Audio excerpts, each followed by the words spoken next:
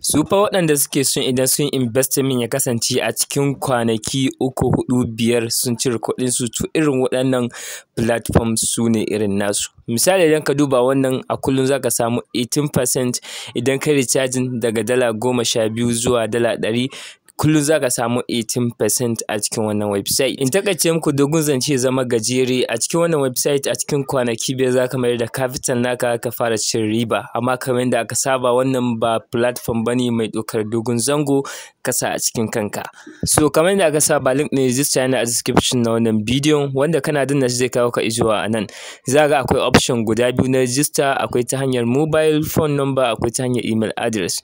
Kana zaɓan email address za ka zo ne ka saka email address, daga nan sai login password kai confirming na login password, daga nan security password kai confirming na security password, daga dan ka danna akan register button shikenan ka kare da matsalar register. Zaka ci karo da wasu rubutu ka rufe su, kai tsaye zai kawo ka zuwa wannan sai kai lottery din nan, ma'ana sai kai spinning zaka iya winning na $0.5, ba dole bane zaka iya closing din shi ka wuce gaba.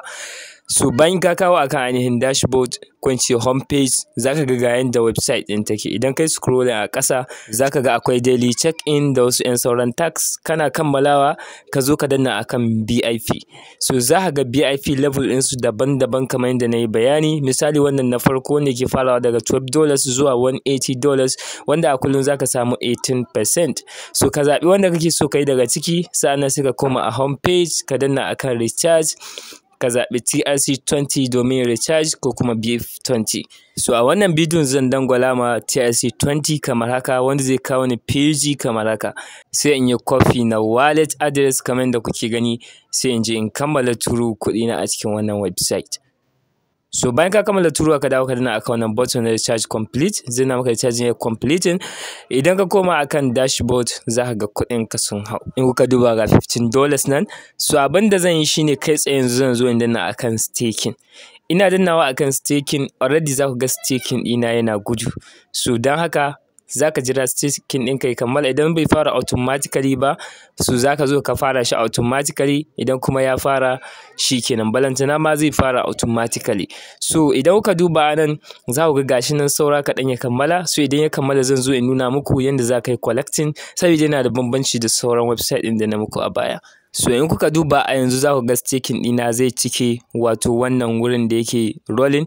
So a ƙasa kamar yadda kuke gani za ku ga ya bayyana wurin da aka ce can collect. So sai ka danna akan wannan button wanda ka yi collecting successfully.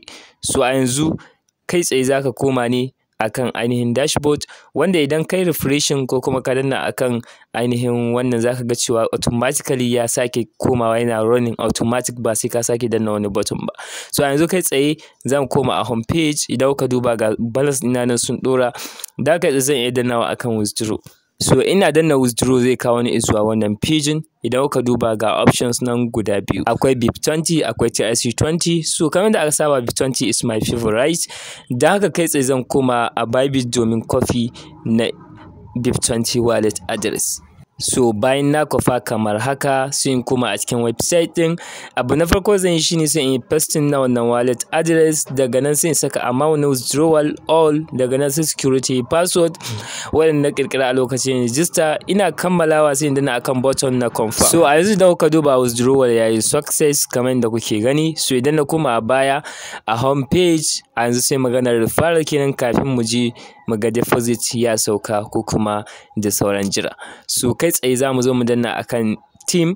Kana dannawa akan team za ka ga ainihin referral link da za ka iya copy domin sharing zuwa ga 'yan uwa da abokan arziki, wanda a level 1, level 2, level 3 duka akwai commission da za ka samu a cikin wannan website. So bari mu koma a cikin Bybit domin ganin deposit ɗinmu ko in ce withdrawal ɗinmu ya shigo ko kuma yana akan pending. So idan muka duba kai tsaye za mu ga pending deposit nan kamar yadda aka saba, wanda suna kan hanyar zuwa kenan. Confirming muke jiran exchange mu ta yi sai su zauna a cikin ta, gashi nan. So kai tsaye withdrawal ɗinmu ya yi successfully kenan. So ita ma wannan website yadda take yin aiki kenan.